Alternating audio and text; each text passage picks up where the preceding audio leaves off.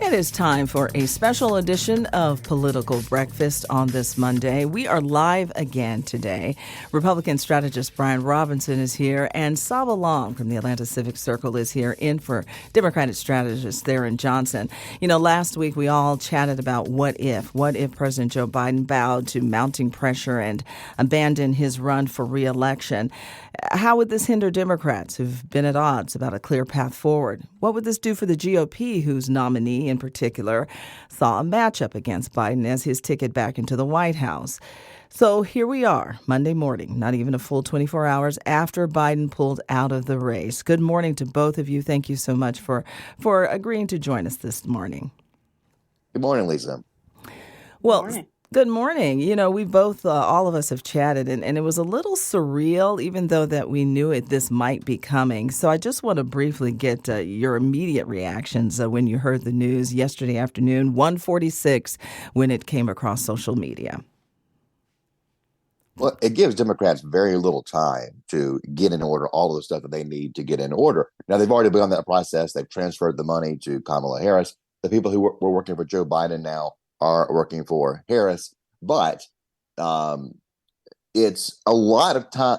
They need a lot of time to introduce a candidate, even one who has been vice president, to the American people, because she's going to have to rebrand herself to some degree. She's going to have to be able to have her own vision for the country, one that is separate from President Biden, because frankly, President Biden had really bad numbers with the electorate. He was headed toward a defeat. And I'm not convinced that putting in Vice President Harris into the nominee slot is going to really change the trajectory of the race. Her numbers are just as bad as Joe Biden's. So does this really change the dynamic? No one doubts that she can do the job as far as health goes. That was one of the issues with Joe Biden. But I think there are a lot of Americans who think we need a change. We need a change in policies, a change in direction. So they still have a very tough hill to climb here. Saba, what do you think? Jump in here. Harris, I think she raised, $50 million in one day? That's pretty impressive. It's now up to 70 million. I think Brian is looking at a very different world than I am. My text messages, my Twitter feed were buzzing. There is serious energy for Kamala Harris in a way that frankly surprised me. I think going into today on Monday, she's got to be feeling good. There's some serious momentum to have raised that much money. If she keeps pace today, she will have raised more than Trump did after he was convicted on the 34 felony counts.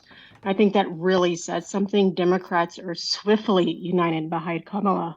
Yeah, it's been pointed out that it's not official that she is, in fact, the nominee. But how wise is it for Democrats to kind of squander and scatter, and talk about, have these conversations about putting someone up as the nominee other than Harris at this point, since it's so late in the game? Brian, I'll begin with you.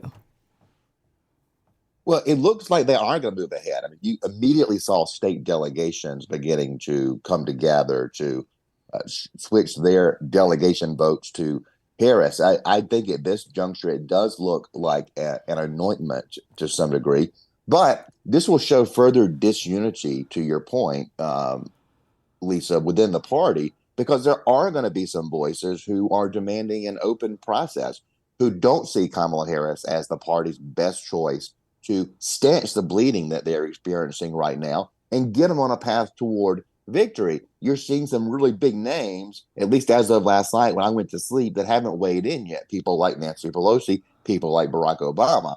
These are huge influencers within the party.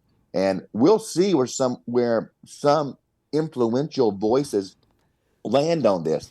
The words may be written on the wall, and everybody's going to go in that direction today and tomorrow. That's probably what will happen. But there are still a lot of Democrats, a lot of smart Democrats who want to win more than anything else. Winning. It's not about Kamala Harris or Joe Biden. It's about winning. And a lot of them know that their best path forward, their best chance is perhaps with someone else. Saba, do you agree or disagree? I think it's a foregone conclusion that Kamala Harris will be the Democratic nominee. It's just a matter of time. And I think that time is going to be very, very short. It'll happen before the convention. So, do you feel that Democrats have a clear path forward with Harris? Yeah, I think what really was remarkable to me is just the degree that Black voters, organizations, whether it's Black women organizations, organizations like Black Voters Matter, have just swiftly coalesced behind Kamala. And I think that sends a very clear message to Democrats, including Democratic donors who might be looking for an alternative. I think, again, it's a foregone conclusion. She will be the nominee. And Black folks have said, hey, we are standing with Kamala. Now, will she be attacked? Absolutely. This is going to be a very difficult and tough race. Again, she's got the momentum right now, and we know that will shift over time. But ultimately, I think a lot of Democrats breathed a big sigh of relief on Sunday when they saw that Joe Biden decided to bow out. Brian, the GOP, what kind of conversations might they be having this morning, 24 hours after this announcement, or nearly 24 hours after this announcement, and after Kamala Harris has raised almost $70 million? Well, President Trump has been raising a lot of money as well, particularly in the wake of the attempted assassination. And we saw a convention this week with the Republicans where there was unity like the party has not had the last two presidential election cycles. And you see the Democrats who are in disarray and are not unified at this juncture. Now, they still have some time to come together, but there's still a lot of infighting going. And right now, even though we just had an assassination attempt on a former president, the talk right now is about the Democrats. Even though we've had this extraordinary historical event, they are the topic right now. And it's because they don't have a common vision right now. And maybe that's some degree, what happens when you don't have a clear leader anymore. And once they have one, that'll change. But I would rather be in the Republican shoes this morning than in the Democrat shoes because the Republicans are unified, got plenty of money, and they're leading in all of the swing states. And I don't think Democrats have done something that changes the dynamics in those swing states. I was going to say, Saba, here in a major battleground state, how does this filter down? How does this major news filter down here? And what kind of mobilization will we see here in Georgia? Yeah, I disagree with Brian. I think actually this could put Georgia in play. There's a question about what happens at the VP level, who Kamala picks. There's talk about Mark Kelly in Arizona, Governor Shapiro in Pennsylvania, the governor of Kentucky, the governor of North Carolina. Those are all swing states. I think, again, this is really an opportunity for Democrats to get back on the board and to make a big shift come November.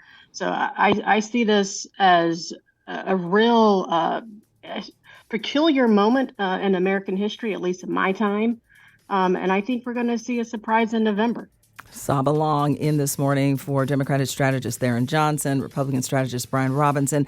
Thank you both. I'm sure we'll be chatting again all week long about these new developments that are still very, very fluid. So thank you so much for joining us this morning. Have a good day. Amplifying Atlanta, this is listener-funded WABE.